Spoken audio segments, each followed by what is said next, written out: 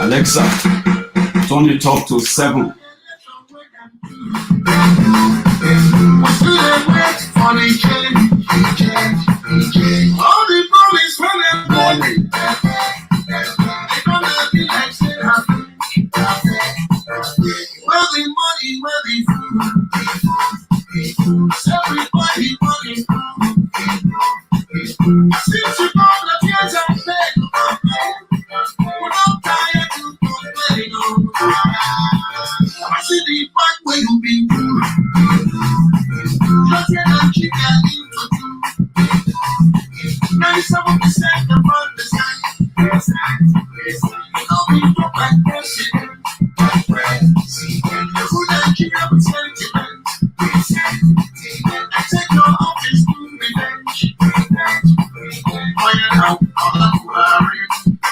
So share the video.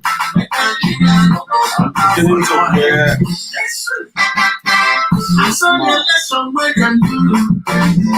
this for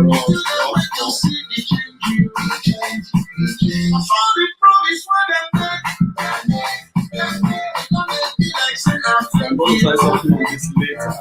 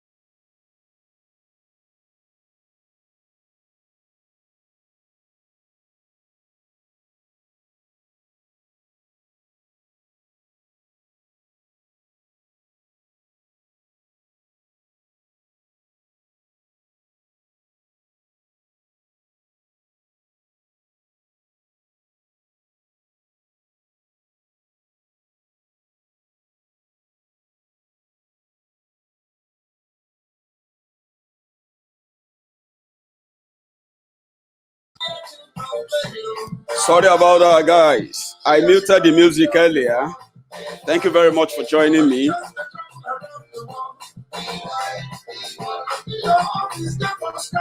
For sky.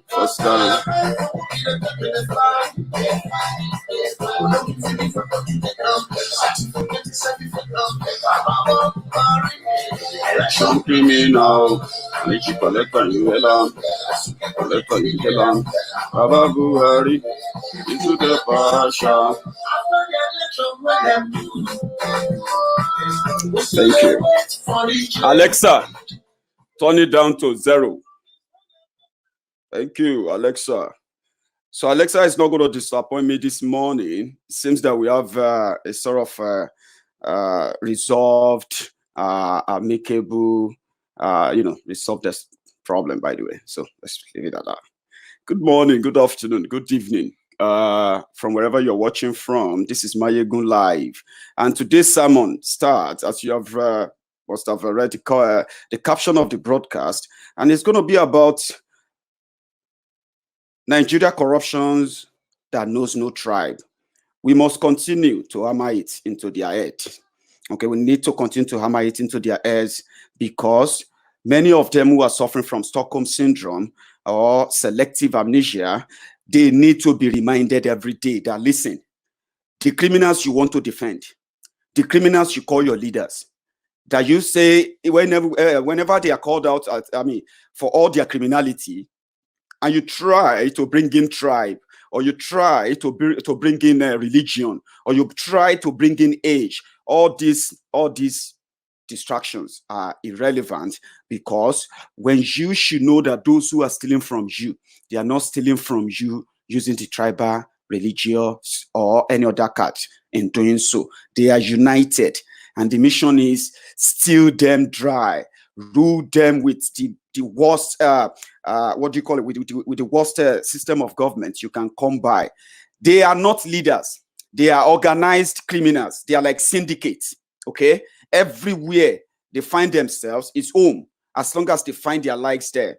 And you, who is sort of carried away by their deceit, by their manipulation, by their falsehood, and by their corruption, defending them, thinking you can fight for them, you are destroying yourselves. You are destroying your lives. You are destroying the lives of your own people. I mean, even your own children, for those of you who have.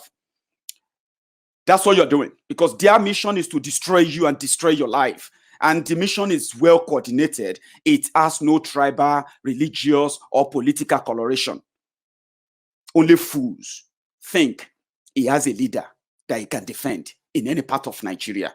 I'll start with a few things I've managed to, to put up this afternoon. And this is what I see them as. When you see PDP, I see fraudsters. When you see APC, I see jihadists, I see terrorists.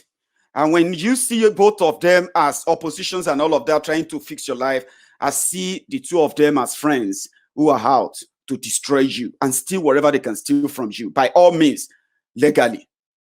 So you trying to play it fair, trying to at least, be a patriotic Nigeria, trying to be honest, paying your tax, avoiding everything illegal so that you don't get punished by law. To them, they don't have limitation. They have broken all laws, broken all virtues, broken all manner of moral, laws by themselves. So they care less about anything lawful. So they are criminals, and I will continue to refer to them as criminals. I don't care how old they are. Listen, foolish people get old. All these young boys who are chasing after crumbs here and there for politicians, being their PA, SA, vuvuzelas, who turn themselves to social media bandits and Facebook assmen. Today, they are young boys and girls. Those who are rigging elections for these criminals right now, they are young boys and girls. Okay, those who are manipulating the result for them, they are young boys and girls. One day they are going to grow old. You are going to call them elders. So when they have the mentality of a destructive society now, when they are collaborators with the criminals who are destroying their lives, destroying the entire place now, right?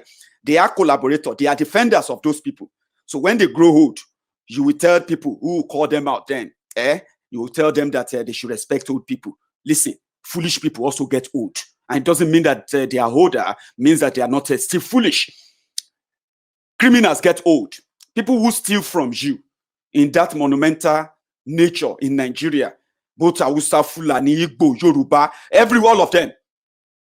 Goodluck Jonathan, his wife, his family, so many other people who stole from you, right?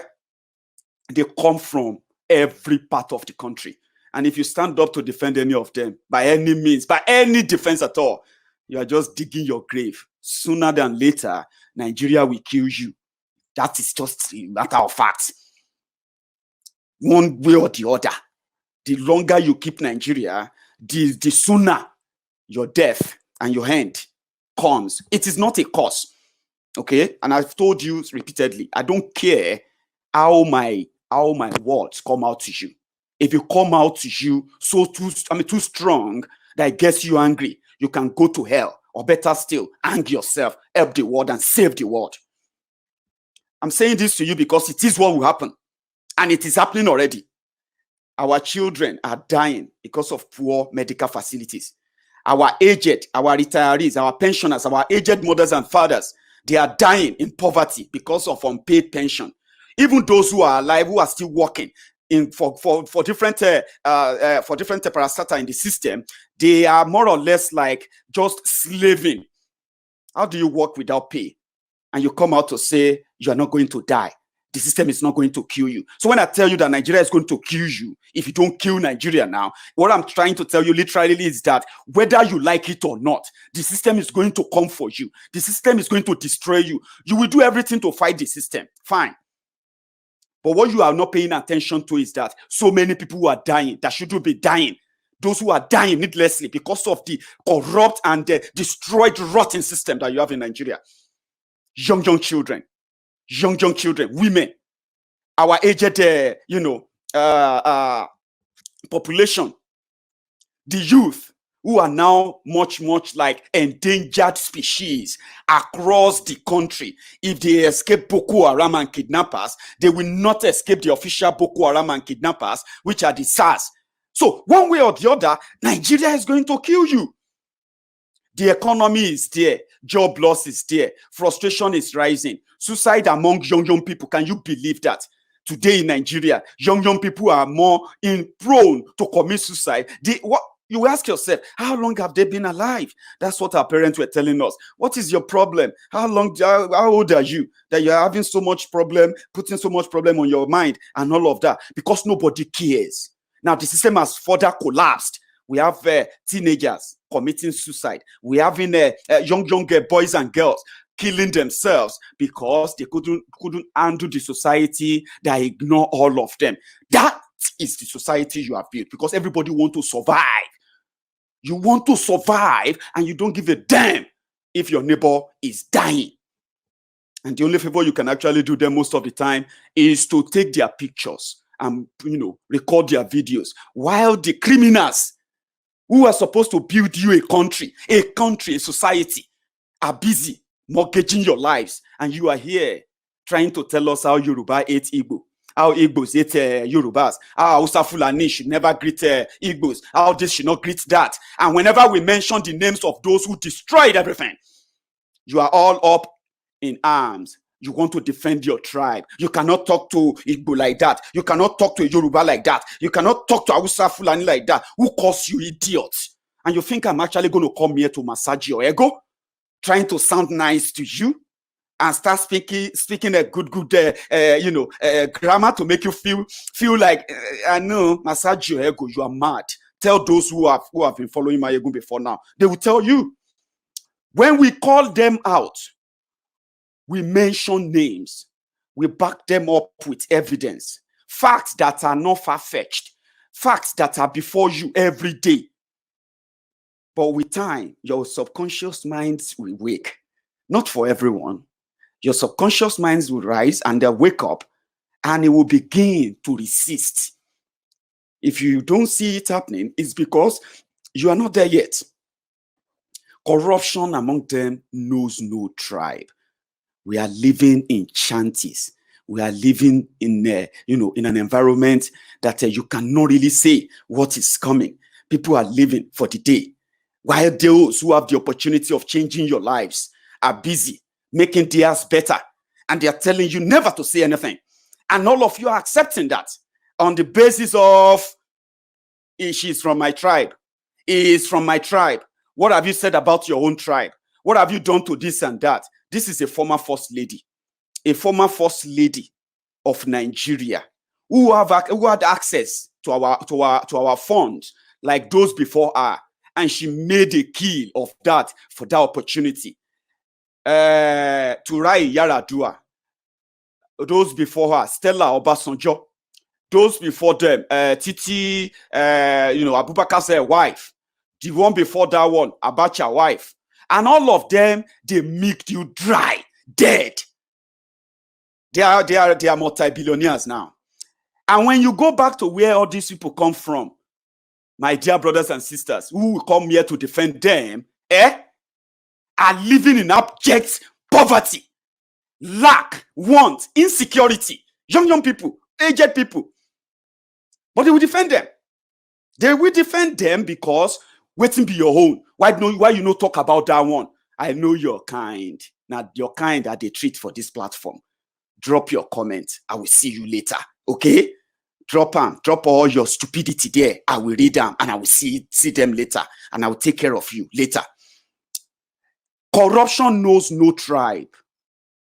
And that is why this moron that I'm about to play you his own video too. This potential terrorists, and there are many from the northern part of Nigeria. And when people say, what will be the real thing where northern Nigeria contributed to Nigeria development? The answer is not far-fetched. And when I say, what did your leaders contribute? It means, what did you bring to the table? You brought to the table terrorism. You brought to the table nepotism. You brought to the table impunity. You brought to the table backwardness. You brought to the table corruption. 80% of those who have looted Nigeria in the most, in the most disgusting ways are from the northern part of Nigeria. Yet, they didn't invest the money they stole from Nigeria in the north. Rather, they ensured that the northern Nigeria became dependent on the rest of Nigeria, even though the only thing they say they have is that fake power for the fake country that can't even protect them right now. They have the power, they have the money, they have the clout, they have the weapons. They cannot even protect their people now. What does that tell you? It tells you that nobody gives a shit about you. You can continue to claim that you are from the north. You have this, you have that. You are just being daft and stupid. That is just massaging the ego of your fellow terrorists who brought nothing onto the table. Nothing. And you should be worried about that. If you lose that grip, if everybody abandon Nigeria for you, who would you rely on again? Will your leaders who are using Nigerian money to fund terrorism in the north, who are using Nigerian money, right, to further entrench poverty in the north? No real development, and you know that, right? When Nigeria finally break with the brag, with everything, you will eat your leaders, your criminal leaders, you will eat them raw, while we will hang our own in the south. We'll send you the pictures on Twitter when that time comes, okay? They brought nothing to the table. And if you are a northerner, do a critical thinking. If they did bring anything onto the table for Nigeria today, the rest of Nigeria should be fighting and say, oh, like, for example, the Biafrans, the Oduduwa Republicans, right? The purpose of their division should have been because they develop north than south. That is why we want to break. No, south want to break up from the north because for 60 years, the poverty we have been reading about, the insecurity we have been reading about Nigeria, from the northern part of Nigeria, they are now spreading to the south. That poverty is now taking over everywhere now. It's like, the northern criminal leaders, the southern criminal leaders, it's like all of them, they are inside the same WhatsApp group. Let us go and make our people poorer. And I'll show you evidence. That is why this moron who made it, it's an old video, but it's a very powerful message, because that is their belief. Listen to this. Bayelsa belongs to Jigawa. The oil in Delta belongs to Jigawa. As long, yes, because we are called Nigeria today. So that's what I'm telling you. The oil belongs to us all. And we, as Nigerians, shall do everything possible to make sure we take that oil so that Jigawa people will have the oil as well. Will have the money of the oil. Anybody who thinks the oil of Bayelsa belongs to only Bayelsa is just deceiving himself. As long as we are in Nigeria, we will make sure that we have uninterrupted supply of oil so that there will be uninterrupted supply of money to Jigawa State. As long as we are called Nigeria. Of course we are not the same people. We have to understand that, look, I am a Fulani man, and Ijo is different, Yoruba is different, but then God has made us to stay together. So why can't we attempt to stay together? And I honestly do not mind, even if we're going pathways.